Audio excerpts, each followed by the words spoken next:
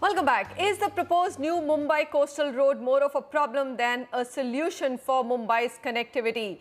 Today, joining me for this very important discussion are Saurabh Mehrotra, Director Advisory Services, Night Rank, and Sudhir Badami, Transportation Analyst. Gentlemen, thank you very much for joining me. But before I come to both of you, let's just go and look at some of the things that you need to know about this discussion. What's really going on? 5 things you need to know about Mumbai's coastal road. First, this project has been undertaken after changing a 37-year-old policy to preserve the coastal zones. Government is now seeking to reclaim coastal land previously, which was off limit. Number 2, proposal is for a 35-kilometer road from Nariman Point to Kandivali. Metro 3 Kolaba Bandra CZ corridor will be integrated with it, and it includes road construction on 10 kilometers of land reclaimed for the purpose. Third point, which you need to know, road will be constructed based on Dutch technology. MOU has been signed with the government of Netherlands. Of course, that's the Maharashtra government which has signed it.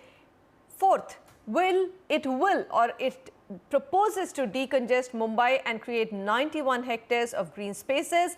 And finally, part of the 60,000 crore transport infrastructure project undertaken by the state government. Of course, there are some positives and some negatives of it. I'm going to come to you, Saurabh, first. Everybody is talking about the road drastically cutting down time between Nariman Point and western suburbs. Will it do that as on paper today? Absolutely. Absolutely. The current commute time between, say, Kandivali to Nariman Point, peak load, peak direction, it's close to 3 hours. And with the construction of a access control expressway, it will come down to almost 45 minutes to maximum an hour. So that's almost 60% reduction in travel time. When experts are arguing that only a small percentage of population staying in western suburbs will benefit from that road, would you agree with that argument, or do you think that that's not incorrect? No, I completely disagree with this argument.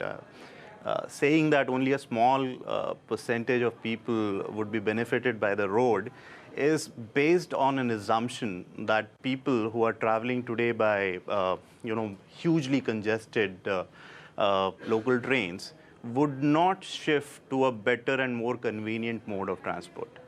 I mean, you have the statistics in front of you. It's completely inhuman. The peak load, peak direction, there are almost 16 people per square meter traveling in a suburban train.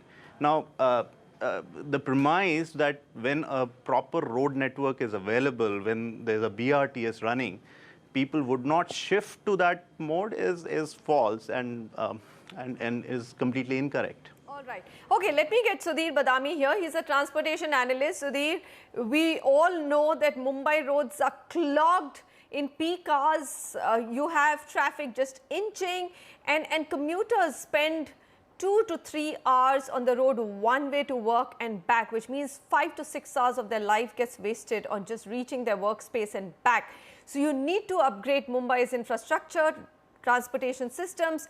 Do you think that the coastal road is a big answer to that problem? Coastal road is not at all a solution to Mumbai's mobility problem, because it will actually cater to, even if buses ply on that, cater to very few people instead of the largest number of people who are traveling in the most congested mode of transport because of inadequacy of the capacity it has, that is the suburban railway system.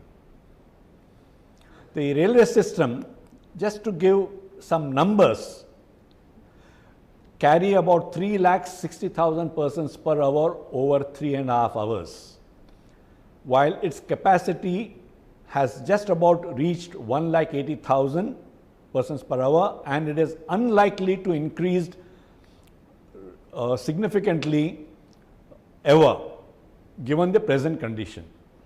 Metro rail, which has been conceived, will give only 72,000 persons per hour, but metro rail will not provide any of this capacity in next 50 years is my estimate. People think I'm a little crazy, but I think that is my realistic estimate. Why not cars? I mean, right now, if you can have a better transportation or more roads and decongest cars, why not? Car is a luxury, no doubt, because it gives you the luxury of working while you're traveling.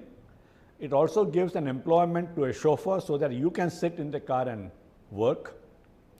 But the point is, affordability is one of the things.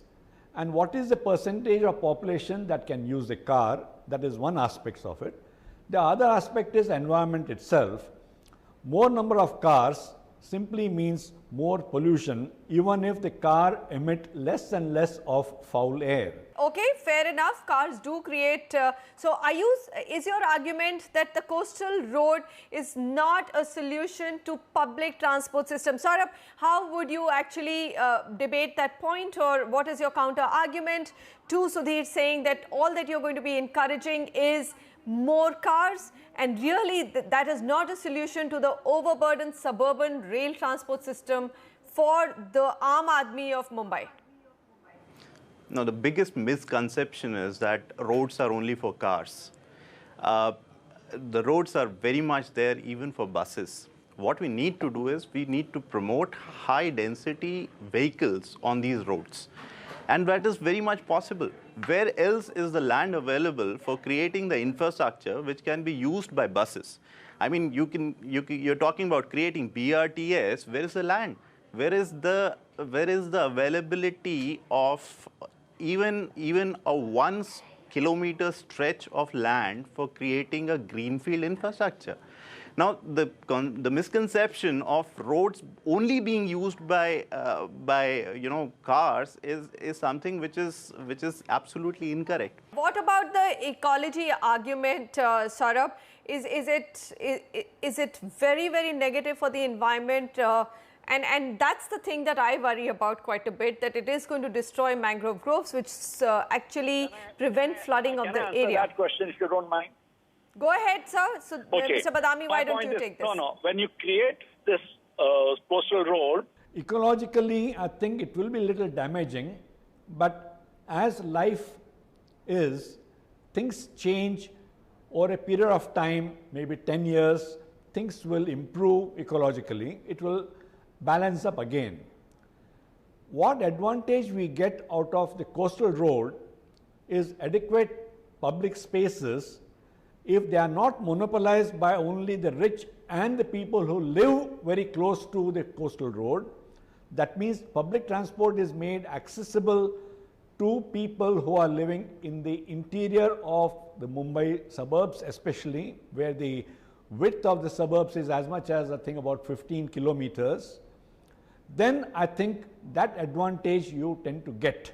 Marine Drive is used by many people, mainly because the railway line is going by Churchgate to Churni Road is all along Marine Drive. Look at the number of people who use. How many people use the Hornby Vellard or Haji Ali areas? Haji Ali is accessible by BST. And all Baikala people come over here. How many people go to the Victoria Gardens or Jijamata Udyan, that open space, because people live there? So we have to provide adequate, but it's not what we have in Mumbai is very little, and so the open public space and accessibility to it is very important. And therefore, I am not very much against the coastal road from that perspective, but priority is priority. I think we can't allow 3,600 people getting killed every year and equal number getting injured, mainly because suburban railways are overcrowded. All right, Saurabh Mehrotra and Sudhir Badami, I think we'll have to wrap out here. You absolutely need to create a road transportation network in the high density current areas. However, how do you really build there? Where is the space? So both arguments stay. As of now, the proposal is open for public to actually respond to it. And it's pretty much Mumbaikas are split in between in terms of whether Mumbai needs a coastal road or not.